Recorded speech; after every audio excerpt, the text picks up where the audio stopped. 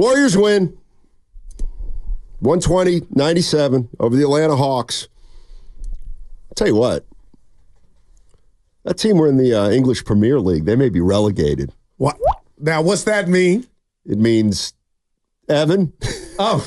It means when they kick you out of the league and bring in 3 teams that are a minor league team or lesser level team. And I resigned. I don't know if you got the memo. I am out of the Trae Young fan club. Okay. Was he on shrooms? What was that last night, Steiny? That was Warrior defense in that tail. The Warriors D is just, it's refreshing. But my God, Atlanta, that was a stink bomb. Yeah, that's a game where Quinn Snyder with red glasses, take them off. Get the Van Gundy's. What are you doing? Just put black glasses on. Coach your team. Or brown. Steiny, they had nothing from the outset. Well, the only thing you can take out of that game if you're a Warrior fan is they won it. Yeah. I wouldn't sink any more effort into what happened because 11-3. The Hawks had won a couple games on a trip, God knows how, and they were just, you know what? It's another game where you look at it and you're like, that's not a good product from that one team. Yeah, no doubt. But I go ahead. Hey, they took care of business. That's what good teams do against teams that aren't ready to play or aren't together or don't have chemistry or aren't motivated. And I think that's one of the reasons, and just to get back to this 12-man rotation that they're going to try to play, I still believe it's going to work in the regular season. And to me, a game like last night is why. I'm not saying that they wouldn't have won that game if they wouldn't have had a 12-man rotation. But if the Warriors play 12 guys and they're all playing hard, they're going to beat a lot of teams in the regular season. And they're 11-3 right now. And, things are clicking. There's no doubt about it. The only downside right now is what happened to DeAnthony Melton. Man. He's going to miss the rest of the year with an ACL injury. But there's a couple silver linings there, I think. Give it to us. Well, the one is this is the beauty of having a 12-man rotation. And I think this is the beauty of having a back end of the roster where the guys, a lot of the players are at about the same skill level. Eddie Johnson brought that up yesterday. I don't think there's a big difference between the 7th man and the 11th man on this team. So I think they're equipped to deal without Melton for the season. But the one thing I was thinking is, Goo, I'm going to surprise you with this one because I didn't even give you a hint. This is where I was going. Is this the first thing you can question Mike Dunleavy about? Signing DeAnthony Melton. Now he had a bad back. 35 games last year. And he's been injury prone. And the Warriors signed him right out of the gates in free agency. 15 minutes after free agency opened, they signed him to a 1-year, $13 million deal. And he had a history of injury, and now another injury is going to knock him out for the year. Is it fair? I am always interested in how fans look at that. Is that a mistake? Did he make a mistake because he signed an injury-plagued player? Or is just that something that happens and it's outside of your control? And, it's a piece of bad fortune, but you got to move on. Okay, I love the question, and I'll say this before I answer, Stoney. Who in the hell had this Golden State Warrior team after 14 games, 11-3? I know you were excited for him, ecstatic. I didn't, and I don't know how many people are in that line, so I'll leave that there. But, no, I'll say this. Had Melton lost the season due to back issues, then there would be a conversation. But the fact that this was an ACL, something he hadn't had problems with, I got to give Mike D a pass on. That's why he was aggressive, brought him in. But if you want to have a conversation, I think you got to be mute right now because everything is good in Warriorville right now. But you said something, Steiny, that I'm kind of like, and I'm going you with that in regard to comparing Melton, who I felt like had a diversified portfolio in regard to what he could do, and then they identified him as being a starter, and now Pods is struggling. I don't know. I know Moody is not as polished as Melton, and Waters is playing his tail off, but I bring that up because I am a little concerned now as what Melton symbolized, can these other guys duplicate that? And you could be like, well, we only play such and such games. I get that. But moving forward, Melton seemed like a perfect fit. I mean, I think Pods is a fit. I think Moody's a fit. I think Waters is a fit. I think Hield's a fit. They're all different players, but they all can play. And I would just say that if you're going to play 11 or 12 guys and Melton's now hurt, this doesn't ruin your season because you've got plenty of guys who can play that position. Now, I like Melton too. No doubt about it. He looked like he was giving him something that they hadn't really had in a little while, but he has something to prove too because he lost last year due to injury. Yeah, this to me though isn't a death knell for the Golden State Warriors. It's just something that they're going to have to deal with.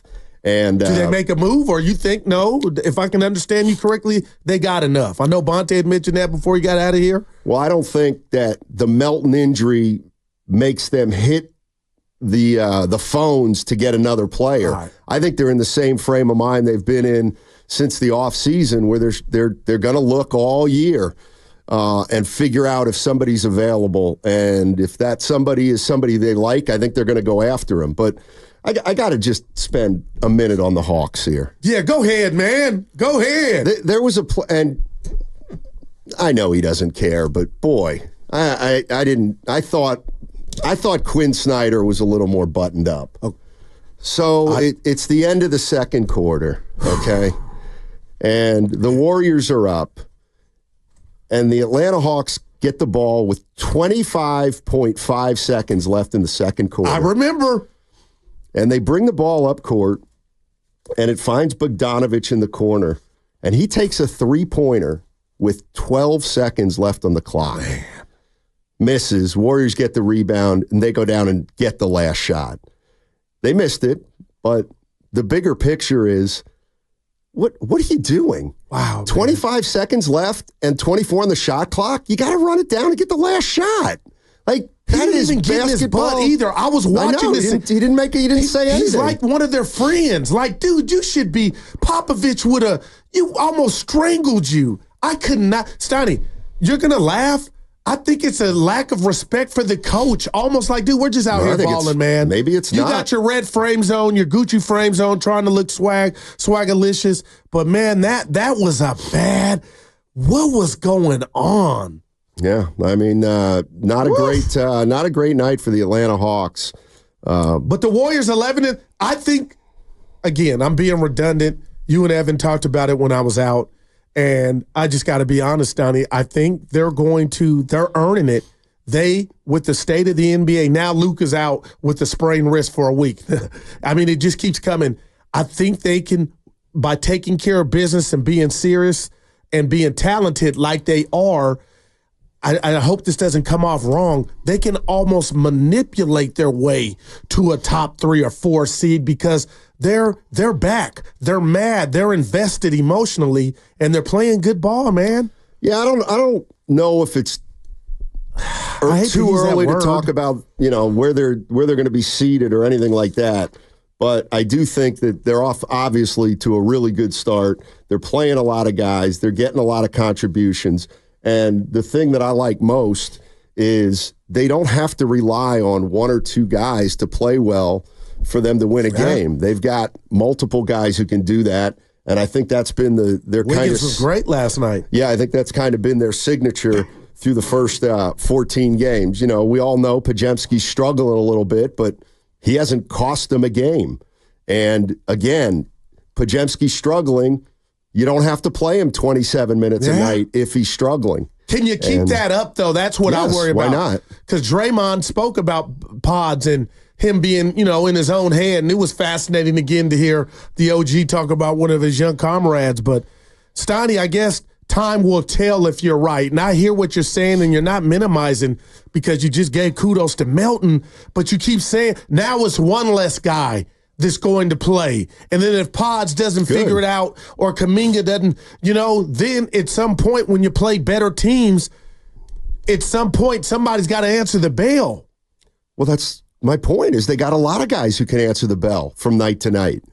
And the Melton season-ending injury is something I think they can absolutely overcome, and they've got different guys who can do it. You know, I had a thought last night about only one. I had a thought about the NBA last night. Give it to us. Is depth more important than having stars? I'm gonna say no. I think it might be. Well, what would you call something that's just?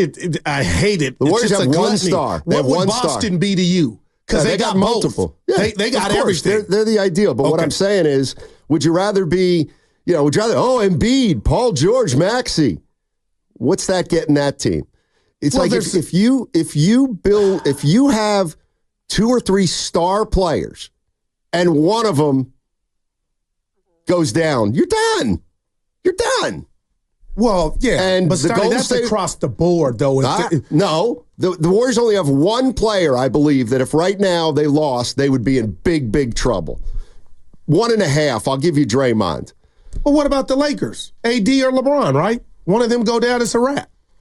Right, but how's their depth is what I'm saying. Well, it's improved now. Well, I'm looking at the Golden State Warriors right now, and they're going to have 9 available bodies who are good players night in and night out. And I think I'm just looking at Denver right now, and Aaron Gordon's played half the year. Jokic has and been Murray has missed 3 games. Jokic has missed games. And they've gotten off to a little bit of a slow start. The Warriors have depth. And I'm just wondering, we've always called the NBA a star league. You've got to have stars. Maybe with this era of load management and guys not playing full seasons, depth might be more important than having a star. Well, I should say multiple stars. Because I look at the finals. I go back to the recent championship, and Dallas had what I believe the Warriors have, but just a little more in regard to two alphas, and then a great bunch of pieces that fit. So, and now they've added Clay. But Steiner, I'm taking the stars all day. But injury can throw that off. But, yeah, this just feels different. From the 415, correct, Steiny, depth is more important than stars. 707, 2 different seasons, Steiny. Regular season, you need depth to survive. Playoffs, you need superstars to take over. I think we'll probably find that out maybe this year. But when the Warriors won it in 22, what that was a win for this formula that you talk about. They had 1 star. Exactly. Well, Draymond too. But Clay and Draymond, that championship were not the second best player. It was Wiggins, no doubt. So they're 1.5. And to me, Wiggins was terrific. Part of their depth that year, even though he started. But just throwing that out there and seeing if people, what people think about it. But let's go to Big Smooth. Wants to talk about DeAnthony Melton. What's going on, Smooth? Yeah, I was just good morning. First of all, good morning, Jeff. Yeah, hey. Yeah, here's my thing. You're saying, well, does Dunleavy? Correct me if I'm wrong. You're asking if Dunleavy gets a ding for this year because Melton gets injured on a freak play. If you saw the play, it was a freak play. It had nothing to do with his back whatsoever. Yeah, I'm asking. He's done a job that may reshape the way that these teams are building because of this first, second, third apron. The Warriors have gotten ahead of this once again, light years. Hey, you know what? We're going to get a bunch of guys, mid-range guys. We're going to flood the bench and we're going to play everybody, stack up wins, and then we can redefine the lineup when we get close to the playoffs. Brilliant. Who saw this coming? I think now, as you now can tell, the national media has finally awakened to these Warriors because I'm starting to see the national talking heads are starting to pick it up. But then on TNT they were saying, well, I don't think this is sustainable. Of course it's sustainable. It's the only way to make it sustainable is to have these guys and put these numbers in. And then Steph is only playing like 28 minutes a game. His numbers are going to go down. This is the blueprint, man. I'm telling you. This is the blueprint. Well, hey, Big Smoothie, real quick, I'm not saying you're wrong, but, and I got to be careful because you're not throwing bouquets everywhere because last year hurt me, and I hadn't forgot about it. You didn't make the playoffs, but the Warriors tried to do something different in the offseason, and I do wonder do they look at each other right now and say, you know what, we're so glad we didn't get either one of those guys because you're excited, I'm excited, but we don't know where this thing is going as far as can they really compete for a chip? And if they got an opportunity to do it or break it up for a star, Big Smoothie, will they do it, you know? Well, I'm glad you asked that. Here's the thing. Look at the numbers. The numbers don't lie. Top 5 offense, top 5 defense. Also, Steiny, you mentioned this Hawks team as if they're terrible. Go back and look at the numbers. They're the top 5 in assists, and they're on the top 5 in, I think it's I know they looked bad last night because the Warriors made them look bad. Well, go back and look at the numbers. This team. Right. Why do you think they lead the league in assists? Because they play no defense, and all they want to do is score. Wow, man. Listen, I hear you, Smooth. Yeah. We hear you. But that game, please. We could have beat Atlanta. Oh, you know what? Evans, How about this, Smooth? And Nahegan. You know what, Smooth? You might be right. The Hawks came in as the number 5 seed in the East last night. Yeah. That was a team that's in 5th place in the East. Yeah. 5th place. And you know I don't. So maybe you're right. They're atop the Eastern Conference. That was embarrassing. The Warriors had a lot to do with it. 4 teams in the East that are above 500. Exactly. What is that man? West is better than the East. Well, I think Silver, and I've been a proponent of this for a while, Steiny, just make them all one division. This can't keep up, man. Yeah, I don't know. Now we got the varsity league and the JV league. And Smooth, just for reference, I said, is this the first thing you can question Mike Dunleavy about? Signing Melton. Yeah. And he got hurt. I get it's not the back, but he's had an injury history, and now he's going to miss the rest of the season. It's just a question, and because I always feel like we don't have a set standard about if a guy gets hurt. Like what was the guy's name? My guy for the 49ers who had the problems, and he was Reuben Foster. Reuben Foster. I think he was picked like 31, and he was absolutely phenomenal. And then he ran into problems. Yeah. Do you hold that against the Niners organization because it was a great pick? But he had a file, so some. Right? Melton had a file too. Yeah. So, but it was a back file. Well, it doesn't matter. It's an injury's an injury. Well, the Big Smoothie's point, it was kind of flukish, Tony. Well, this injury. You know what I mean? Okay. Look, though, this is what I'm saying. I don't care if it's a back or whatever it is. The reality of the situation. Yeah. Well, it's not. Is it bad luck?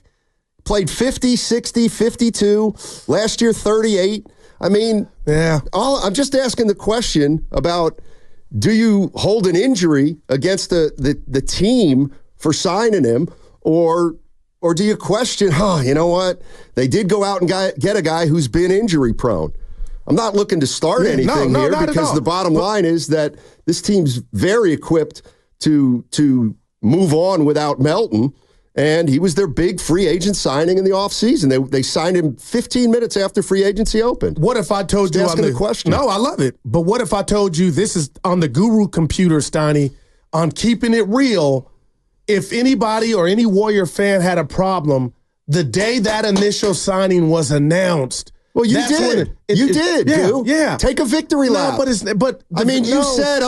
But I thought the back couldn't be overcome. Yeah. This was a fluke ACL, and that can happen to anybody. So that's why I don't double back now and say, now, Steiny, if this were a back, it's on and popping. But I don't think it's fair for something fluke on another body part to say, man, you should have saw this coming. That's all. Okay. Now, some may have done that. Oh, your neck's connected to your arm bone. Your arm bone's connected to your, I get that, but not for this, for me. 888-957-9570 is the number. I'm also interested in how Warrior fans look at a game like last night. And I take away one thing from that game, and that is you won it. That's another win. You're 11-3. You've done a great job of stacking wins.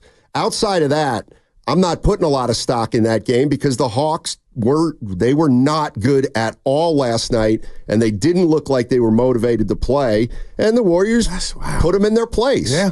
So early. That to me is what a good team would do to a team that tries to come in and play like that against you. You just hammer them, and that's what the Warriors did. So kudos to them for that. And now they go on the road and play a back-to-back against the Pelicans and the Spurs, and we'll find out a little more about the Golden State Warriors, which is fun. Those are two winnable games. They're better than both teams. Do the Warriors have a non-winnable game this year? That is wow, man. I mean, that was well said. I get it. They got blown out by Cleveland, but that happens once in a while. When I brought this up, and I'm about to bring it up again, it's not the Jonathan Kuminga Warriors. It's no Steph Curry Warriors. It's the Warriors on mine. It's our team. Right. But I love every player like we're all family, and it's hard not to watch and know what each player, where they're at, what they got going on, because we monitor it. But do you have a problem in a blowout for Jonathan Kuminga, his third straight game to where he did not get 20 minutes recorded, 3 of 9 on the night? So he's fine. We're 11-3. I'm focused on Jonathan Kuminga. So you're not a good teacher. No, because you got a classroom. It's the class, but you got to manage. Yeah, one guy can't hold up the class. It's not about holding up. See? Why are you reluctant to talk about? He deserved 19 minutes last night. That's what he got. How come you're not saying why Pods only played 15? Well, we all what know. About Moody? Moody only played 19. Yeah, but Pods is struggling, and we're watching that. Yeah. But it feels like Kuminga's the dirty little secret nobody wants to talk about. I don't think so, because I've been saying forever that if you're going to play an 11 or 12-man rotation, that's not going to be good for Kuminga. It's not good for Kuminga, but it's good for the team. All right. No doubt. That's all I was asking for. And I'm rooting for all of them. But I was just like, man, what's going on here? Yeah. Kyle Anderson only with 14 minutes last night. He stripped. Hey, no, you saw Trae Young just robbed him blind. Eddie Johnson. Hey, how come Gary Payton only played 6 minutes? GP3. Those hit me different than Kuminga. Their futures are different than Kuminga's. That's all. We'll see. Wow. We'll see. Yeah, no, you're right. Pete in San Ramon. What's going on, Pete? How you doing? Buddy Hield only 20 minutes. Hey. It was a blowout. Go ahead, Pete. Oh, man. I'm with both of you on so many different things in the last few minutes. I'm just going to say I'm really with Big Smooth about playing everybody. All the more experience they can get during the year, that's going to be good for all of them. And this is going to change the NBA over the next couple of years, just like Steph and Clay did with three-point shooting a few years ago. I think it's great. It's a team sport. And that's what I got today. Thanks a lot. Appreciate the call, Pete. Yeah, I got you. Right now, Steiny, so far, so good. But we can't ignore that there's, two guys with 4 rings and another guy, Looney, with 3. Like, they got a closer. They got a formula to where if everybody does, their thing, the closer can bring you home, or the closers. And Draymond again last night, like the bully on the schoolyard playing hoop, just taking the ball there was no resistance from Atlanta, just fumbling the ball, just scared, it seemed like. Let's go to Matt in Oakland. What's going on, Matt? How you doing? What is up on this gloomy day, gentlemen? Hey, what's up, man? No, everything's cool. 2 quick points and a question. Guru, they won. And I'm happy they won. What makes you think you had to tell me that? Well, because can he talk? Well, he can talk. You brought up Kuminga early. Okay, and as far as Kuminga goes, man, he's right where he should be. The guy is not experienced. He's 22. He was good last night. He's not a bust. He's might be a future All-Star, but I'm not sure that's going to happen with Curry. But I'm cool with Kuminga. My last thing's a question. Have you guys gone over what they can do with Melton? Can they trade his contract and package him with something else? Yeah, they can. What would that mean? Well, but even if they did, they can only use so much of it. No. So he's making $13 million and he's hurt. So basically, what happened with the injury is he's gone now from an asset to filler. In other words, if you were to make a trade with the Warriors and Melton were healthy, you throw him into the deal, and that's a plus. The other team's getting a player.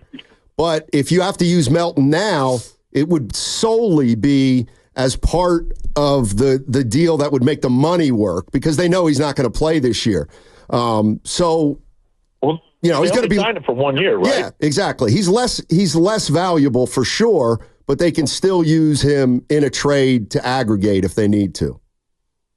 Okay. But the team that gets him knows they're getting a player who won't be playing, which is fine if they want to come off his money at the end of the year. That's kind of how I would explain it. All right. Thanks, fellas. And Steiny, be nicer to Guru, man. Oh, that's all I got to say. That's never going to happen. Please. That's not going to happen. That's a drop. Yeah. He's a poodle. These people take this like I need help. I love you, buddy. But you are a poodle. Never been in a fight. Yes, I was. You're a bully on the radio. Brent Wiley in second grade. I'm mad. Broke his collarbone. You don't have the about 500 in my career with fights. I told you that. No, Warriors, they look good. Yeah. They look good. I'm a back off. But I just wonder why he hit me with the Kuminga antidote. We're watching these guys grow and play and evolve. I do, the 11-3 start, but I can't ignore what's going on. And with Pods, I just feel like he's struggling. Everybody's contributing. Yeah. To me, that's what's going on. And how long can they keep it up? Are they going to be committed to this all year? I mean, we're 15 games through the season. I mean, that's 20%? So, man, little less than 20. So they're clearly going to keep trying it as long as they can. Austin in San Jose, he ain't buying it. Our man. What's up, Austin? What aren't you buying, my main man? Hey, fellas, what's going on, man? Hey. Always love the conversation. Yeah, I'm like my guy Guru. I'm different, and I got to be honest, man. I know the Warriors are 11-3. First of all, last night's game was what a terrible product for the NBA, man. That was terrible. I mean, I don't care whether the Warriors won by 50. I don't want to watch that, and I certainly don't want to pay for that. So that's just me. And so the second thing I think you agree, Steiny, on that. I mean, the NBA's got a structural issue with I watch the league pass, they do. Man. I scroll around. Believe me, guys, the product is not good right now. Okay, I agree wholeheartedly. This whole 12-man rotation thing, Steiny. Yeah, I can't go with it, man. I don't like this collegiate thing. You can't tell me, Steiny and Guru, you guys play ball. What guys did you know come in saying, I don't mind coming off the bench. I don't mind not being in the starting lineup. When is this all started? This is ridiculous. That's not the way these guys are built. These guys are built to be starters, man. They want to be on the court. They want to be the guys being announced. That's what these guys work their whole lives for. So I don't think that these guys are buying in. Because they're not saying anything doesn't mean they're buying in. You know what I mean, right? I mean, you can't tell me that those guys like Kuminga's already said he wants to start, and Draymond said he should want to start. Anybody that settles for not wanting to start is a guy that's really settling for being mediocre. So I question all that, Steiny. I know it looks good right now. And then the last thing is, please stop saying that all these guys are equal. Podziemski, all these guys, they are designated role players. We should not be projecting these guys into the starting lineup, ever. Podziemski cannot be in the starting lineup on a team that's going to win over time. Please, can we stop that? That's all I got, guys. Thanks. Yeah, all I'm saying is how do you tell the difference? I mean, not how do you tell the difference, but to me, Peyton, Podziemski, Moody, they're not Melton's, though, Waters. Steiny, and I know he's gone, but we got to put some respect on Melton's name. And maybe that's why he was inserted into the starting lineup. I'll just say that. They're good, but they're not Melton. Who is Melton? He's never played a full season. Wow. So I don't know how good Melton can be over 80 games. What I'm saying is when Steve Kerr looks down to his bench and he sees, let's say 3 days ago, he sees Melton, Podziemski, Peyton, Moody. I mean, reach into a hat and pick out your guy. Yeah. I don't think there's that's what I mean. I don't think there's a drastic difference between between those guys. And here's what I would say, because Austin, I've been thinking about that too. Good points, Mom. I've been thinking about that too. But you got to look at the individual players who have to buy into this. Okay, Buddy Hield. Buddy Hield's in his 11th year, all right? He's playing like 22, 24 minutes a game, which is just about what he's been playing in the past, maybe a little less. Buddy Hield's a veteran. There's no doubt he likes it here. Yep. I don't think he's going to have a problem with playing 22 minutes a game. At all. Gary Payton II. He's not going to complain about minutes. At all. He's just not. He with all due respect, he doesn't have the right to complain about minutes. Looney, we've seen Looney in this role a million times. He doesn't have an attitude problem. He'll be ready when the team calls on him. Podziemski and Moody, hey, I got news for you. They're still very young players, and if they want to act pissed off and be an attitude problem because they're not playing, well, guess what? That's too bad. They're not all-stars in this league. So, and even this guy, Kyle Anderson. Kyle Anderson is not the kind of guy who's going to go to the media and say, I should be playing 25 minutes a game. That's kind of not who he is. And I'll go a step further. I think that's a big reason, or one of the reasons why Dunleavy targeted Melton and Hield and Anderson, because he knew they were solid veteran players who would be able to handle the ups and downs of the season, which might include playing some nights and not playing as much as others. So I give Mike Dunleavy a lot of credit for that. Now, what about Kuminga? You left him out. Another young player. He's a young player. I know nobody likes to hear that, but if you're not going to guarantee minutes, you got to not guarantee minutes to everybody. And I think so far Steve Kerr's done a great job of playing the guys who deserve it, and the guys who aren't playing well, they don't play quite as much, but they always play. Everybody's getting into every game. 888-957-9570 is the number. Warrior fans, how do you feel about the 11, 12-man rotation? Do you think there's trouble up around the bend, like Austin said, or do you think this team can handle inconsistent minutes? Because that's what it may be.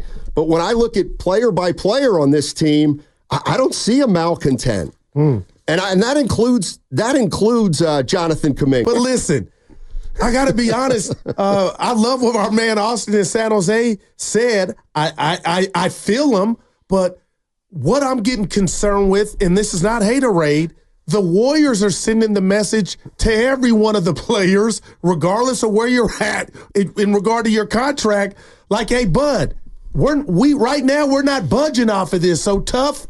So it's almost kind of hard that the team is winning and doing. They're the number one seed in the West right now.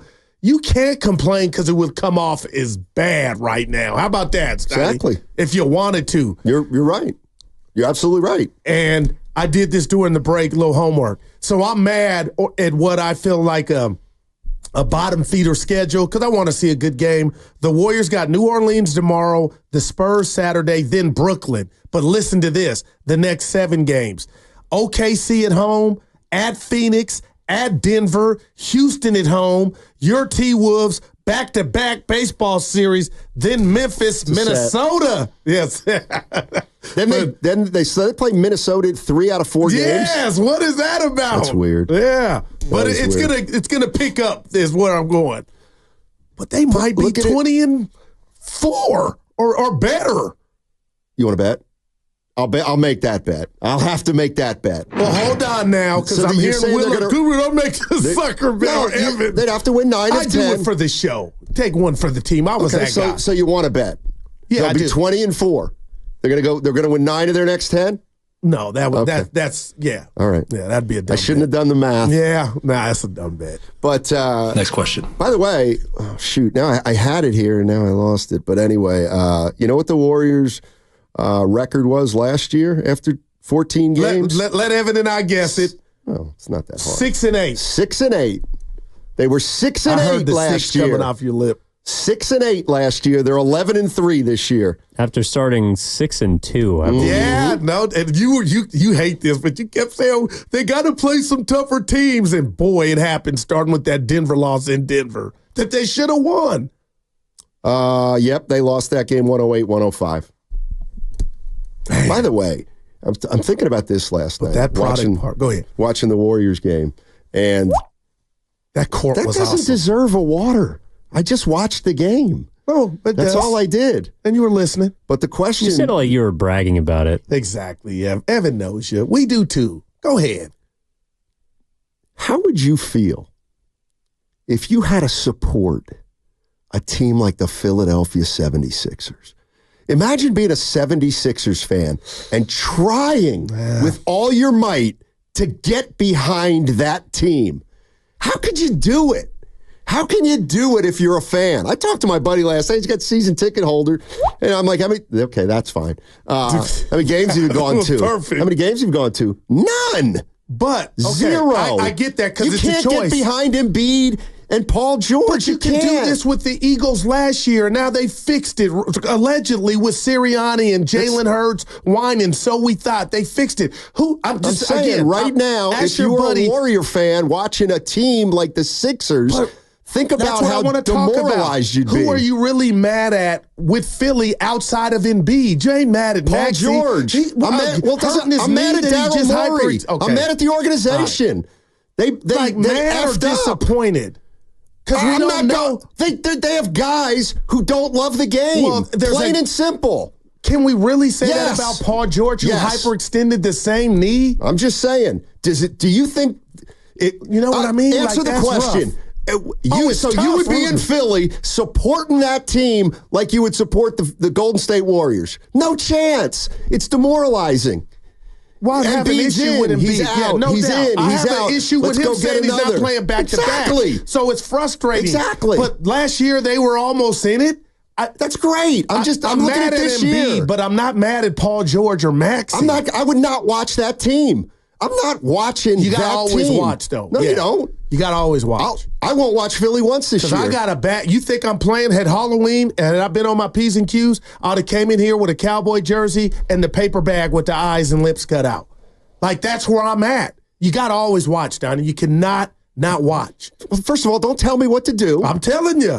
I'm saying put yourself in a position of a Sixers fan. But you got to watch. No, you don't. That's the problem with the NBA. Nobody's watching this crap. People are disillusioned. That was crap last night. People are disillusioned. We have a league full of players making multi-millions of dollars, and the perception is they don't really care that much, and it's hard to think they do. Wow. When you follow the game like we follow the game. Now, I got nothing for you there. Wouldn't pay a dime to see the Sixers. As Luka goes to the list now. Sprained wrist, out a week. Exactly. Gosh! Man up! You know what? You're the kind of fan that every owner you better loves. Be careful. Oh, I'll just go watch anything, even if it's crap. You covered the Warriors for umpteen years when they were crapola. Right, and they didn't have a lot of fans that really lived and died with them. No, people showed up. For the other team, it's a great timeout. I know. Here's our package. Kobe's coming in. Jordan's coming in. Buy the package. Stoney, but Don't try to sell me. Don't try to sell me that the Sixers are exciting. You can't tell me I didn't watch the Warriors when they were crap. I watched it for Fitz. That's great. And Fitz, how many games did you go to? That's my point. Right. They gave you the tickets for free. I got you. I mean, I adopted a team during the playoffs. Okay. I keep that real. I can't believe you're fighting me on how'd you feel to be a Sixers fan? And you're like, what? They're good. I feel like because you started They're it 2 and you're and not 12 and their stars don't play.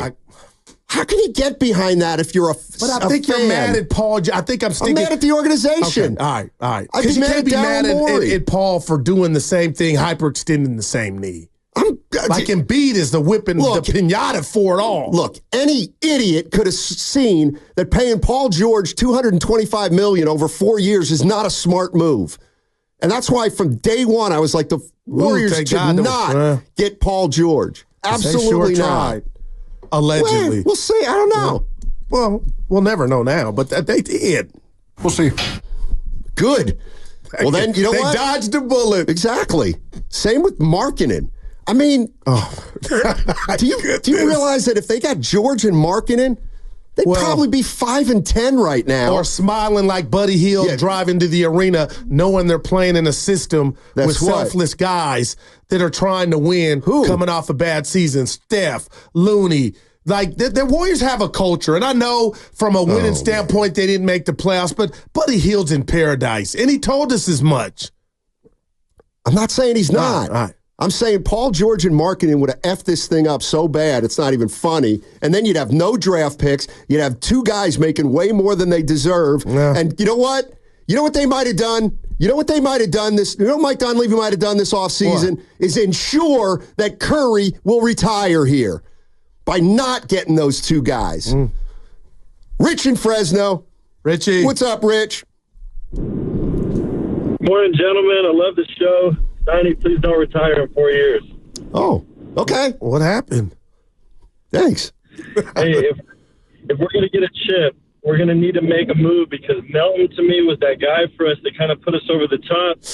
He does want to play small, but Melton gave us enough of that overwhelming effect on the best teams and kind of a punch on offense and defense to put us over the top. Now that he's gone, we don't have that extra, like, overwhelmingness on offense and defense. Maybe we need to get a big instead of another guard. Look at Zubac against us the other night, 17 boards and another loss to the Clippers. Cavs blew us out bad, and they got some good 7-footers right now. Jared Allen and Mobley playing good. Even Mitchell is a tall guard. Maybe that's a sign we need to get another good big or another good guard like Melton to compete for a chip this year, because I feel like us losing Melton is like the Cavs losing Garland right now. Yeah, you have Mitchell, like Steph, but now you're not overwhelming anymore and you're a little more predictable, and I don't think that's going to get us a chip. So, like in 22, that was maybe you could say JP. This year, that could have been Melton, and now I think we need something. All right. It doesn't have to be big money or trade the farm, but something. All right. My first preference would be to just keep playing right now and see if somebody steps into the void.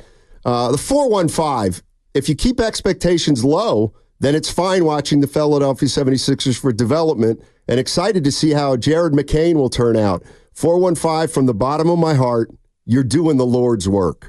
You really are doing the Lord's work. That's not right. Because they signed Paul George, Embiid, and kept Maxey to make a run this year. But I respect your optimism. Honey, I'm not saying you're not saying they're not going to miss Melton. I liked him. I liked him on defense. He played the passing lanes. You got a couple guys struggling. No harm, no foul. But as this thing picks up and you play better teams, it will reveal itself on what they feel they need to do. And that's why I'm rooting for Pods, just like we all are, to hurry up and kind of get out of this funk or sophomore slump. Is early, but what if he doesn't? Well, then they have another guy who can play. And the guy who's going to play for Pods, if Pods isn't playing well, is going to be a competent NBA player rather than an 11th man that we think stinks.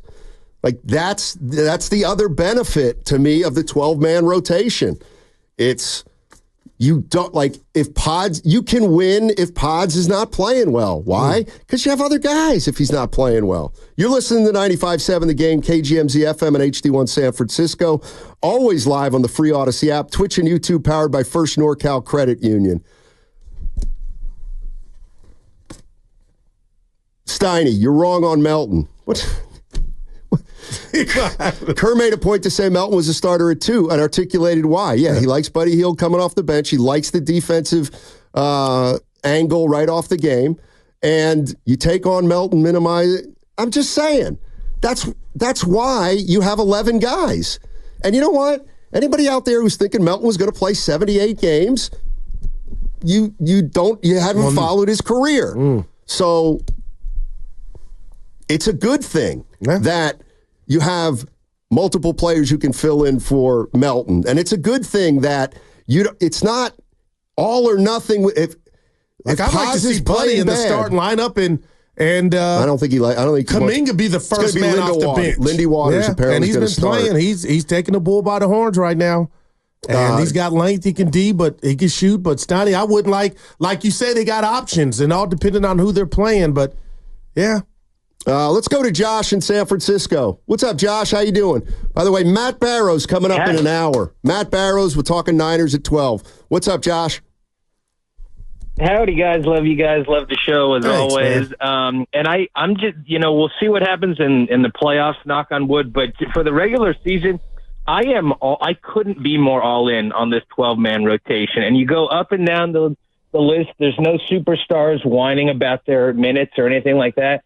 It's just guys, I think all of them, up and down the whole team, who are selfless players. You got Looney, who's been in the league for a million years, who can train up the younger guys. You got GP2. Melton, it's obviously a bummer, but I think Lindy Waters will be fine. He's 20, 26, 27. It's not like he's a 22-year-old guy hopping in there shooting guard. I don't think he's a slouch on defense either. And then last thing, speaking of defense, just shout out to Goo and his love for the Wiggins eyes. Check out Goo in the Celtics when we came back and beat the Celtics. Check out when Wiggins makes those 2 free throws at the end to put us up 6 with 24 seconds. Stackhouse, he looked into Wiggins' eyes like Wiggins had just won the finals. I think he is really coaching up Wiggins. I think Wiggins is a nice, shy guy who needs someone to really give him a boost of confidence. And I think it's going to work. We'll take it game by game, as always, with Wiggins. But I think Stackhouse, in addition to just giving this defense a huge shot in the arm, is going to help Wiggins. As always, love you guys. Go Dubs. We're rolling. Thanks, Josh. Appreciate the call. Here's what Steve Kerr had to say about who gets Melton's spot, minutes, etc. Yeah, I'm committed to that right now. He's a good fit next to that group. I like bringing Buddy off the bench. The bench group has been really good this year, so starting Lindy allows us to keep the bench intact and gives us another shooter, defender in the starting lineup. All right, so it's going to be Lindy Waters III who's going to jump into the starting lineup for DeAnthony Melton. Chris Paul II. That's big. He's having some fun on a Thursday. Steiner! Something you talked about earlier this season, coming into the season, Curry's minutes. If I had, you probably know, what would you have him at on the young season, minute-wise? 30, 31. 29. And their record is perfect. Like everything you said. Perfect. I'm trying to see how I build you up. You can tear me down. It's all good. But, man, that's special right there. Like 29 and you're 11-3. And Wiggins, 17 field goal attempts. Excellent defense, Steiny. 7 rebounds, and for him, that's like 10. But, he's playing right now. He's locked in, as Evan likes to say. Locked in. The thing Kuminga did last night, and I don't know why I didn't think about this 4 years ago. Why isn't he a better offensive rebounder? I get why he might not be a great defensive rebounder. One. Go ahead. There was one he did. He likes to get out on the break, but offensive rebounding is where he could make. And he got one last night that made you think. I think Kalina might have been fit, Stotty. Like, let's see that more. He grabbed it and put it up there. Man.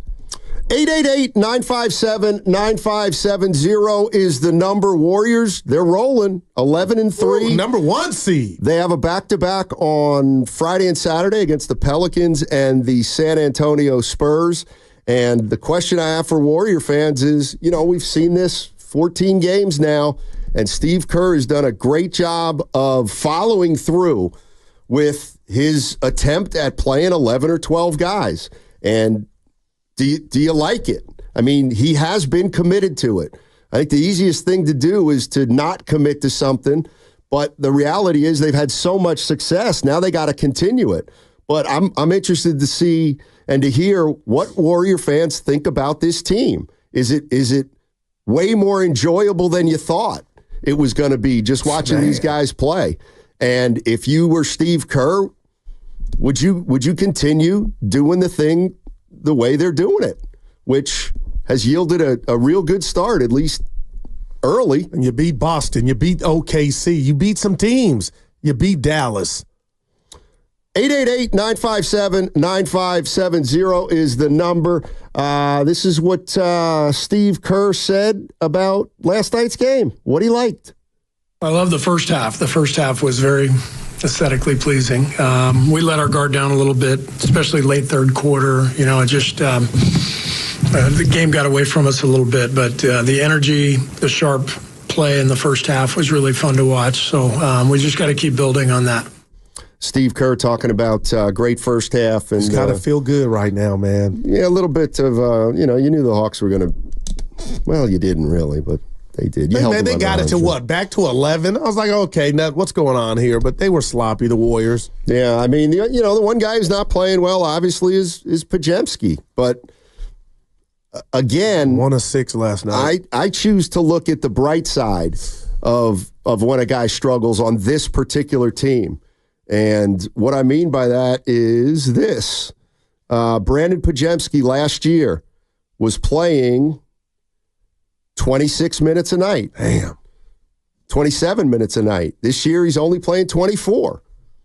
Looked like he got hit in the nose again. Exactly. So, he's struggling. Yeah. There's no doubt he's struggling, but what I'm saying is you don't have to keep him on the floor as much as you had to keep him on the floor last year because you have players who can play, essentially. But to that point, Steiny, how does one get out of the funk then if you practice, got that? You practice, you work at it. You commit yourself. And I have no doubt that Podziemski's going to do. It's just a slump. Yeah. He's not shooting well. It happens. Not a big deal. By the way, I like to needle a little bit here and there. You can dish it, but you can't take it. No, that's not true. It's who you are. I would say it at your funeral. No, I can take it. You can dish it like Dan Marino, but can take it like Pee Wee Herman. No, it's not funny, Evan. Go ahead. Oh, he's dead, too. R.I.P. Yeah. Now I forgot what I was going to say. I can needle. Oh. There's an ex-Warrior. I know his name. Who? Ty Jerome. Yeah. He was such a joke, wasn't he? I never laughed at him. Yeah, Ty Jerome and Anthony Lamb. Now, I had a problem with. Were absolutely vilified here in the Bay. I said Ty Jerome was Lucas Alexander. Ass. I always said he looked like Lucas Alexander on the hoop court. They were two big villains here. They were taking minutes from everybody. Look at Ty Jerome now. Look at his numbers. Dude, I'm with you. And he's on a good team. I'm happy for him. I'm surprised any of the guys behind him ever got to play. They're lucky that those guys were on that G League 50-game minimum. Ty Jerome. Steiny, how did I guess it? 2 peas in a pod. Evan told you.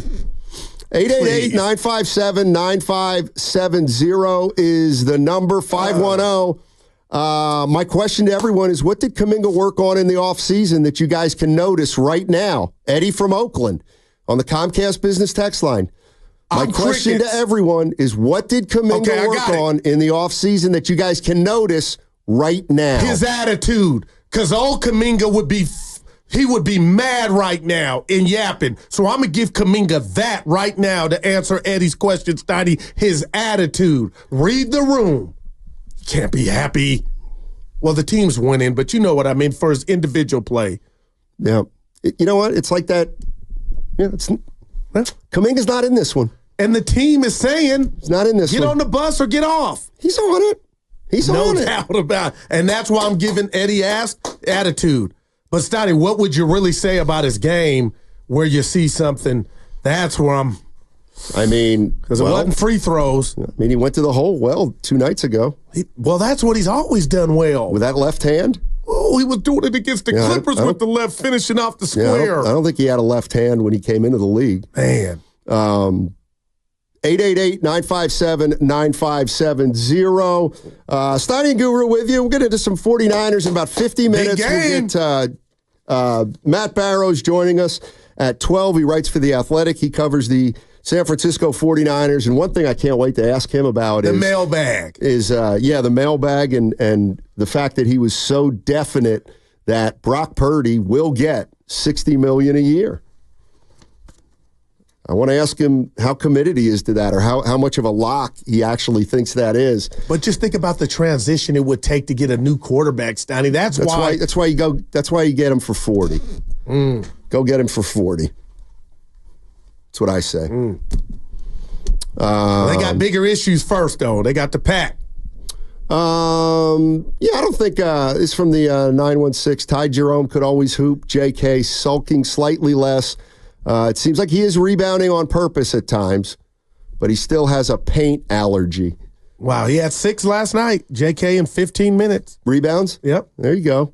Brock Purdy, what do you think about this? He didn't throw yesterday at practice. What? Nope. Or at least the portion that was open to the media, the quarterbacks were doing drills where the other two quarterbacks were like dropping back and looking one way, looking the other, and then they would throw, but Brock just pretended to throw. He didn't actually throw. Oh, wow. And how many times have I been, honestly, Stoney, left at the altar starting week 1 with this injury report from the Niners, and they're going to practice Ward. This is across the board. Kittle. And then Kittle's fine. For this game. But that's the only game that matters. He didn't throw. No, not yesterday. Not yesterday. Well, that's mad about that. Dobbsy.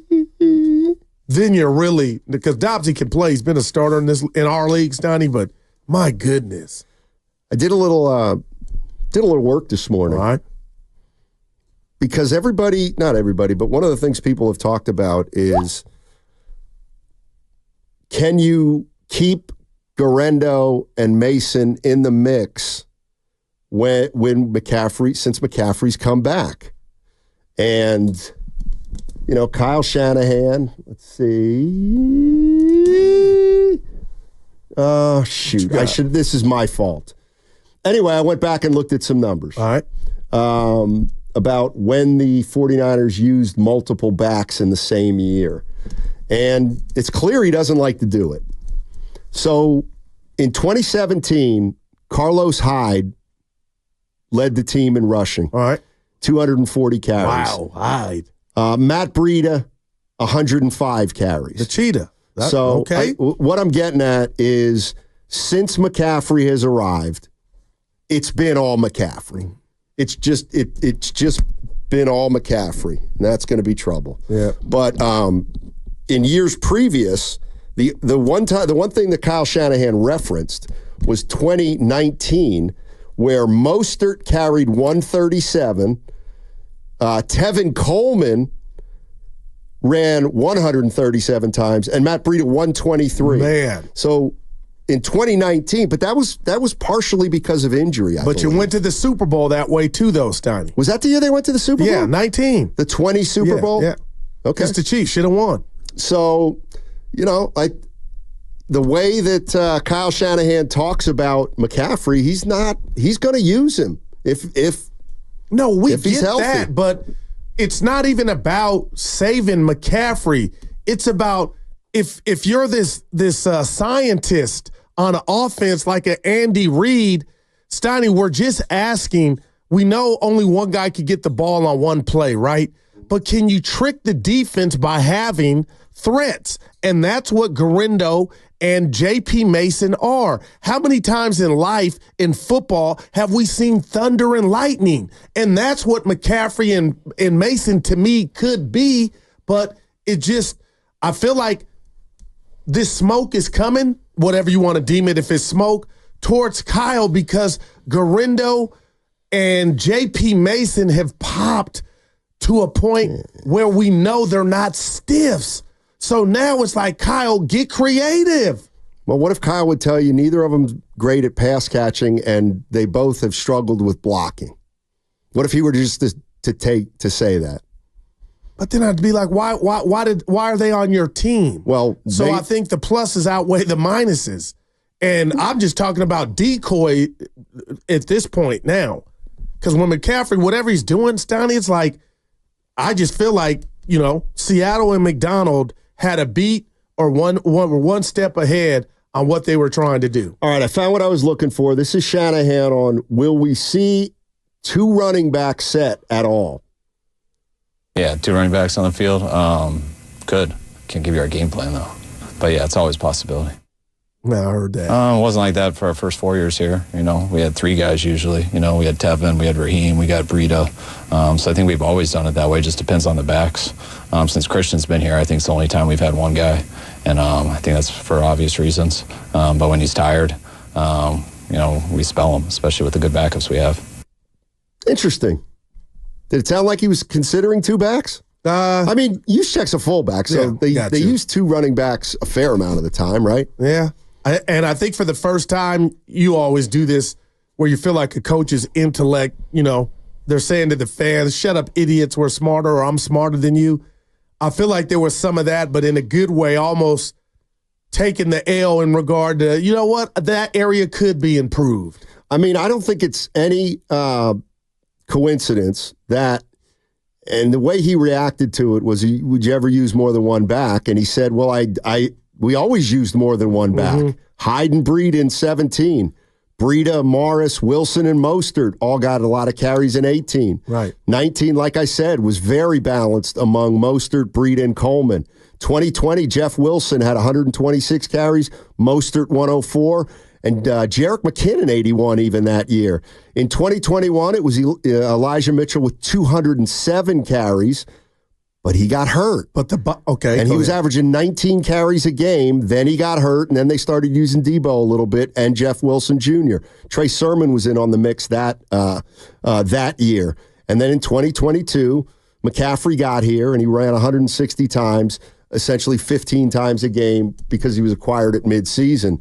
So what I would read into with the Kyle Shanahan is like, we use multiple backs when we don't have the big boy. We got a big boy, and we got a big boy for a reason in McCaffrey, and we're going to use him. We are going to use him.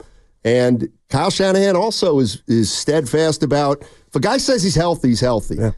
And believe it or not, I kind of like that, because what he's saying is, if you're ready, you got to be ready to take on your full load. You cannot be ready, and then we're only going to use McCaffrey 12 times a game. Yeah, so I don't know if you know this about your partner, and Evan, I'm sure, doesn't know, but my major was psychology in college before I dropped out, and family needed me, Steiny. So I say that. Now, why would you laugh? I'm not. Did anybody hear a laugh? You're smiling. I'm smiling. I can see it. But what you read to me is... You meant to get a smile out of that. No, I did not. I was just telling you the truth. I know people, and I know how they think. But you hit the nail on the head. If I had a white coat on and I was your psychologist or Kyle's, what that tells me, Stoney, is he shared because everybody was kind of on the same level. Like the He's Warriors. got a big boy. He looks at, but is that to his detriment that you could still spell or kind of trick the defense by using or giving carries to these others?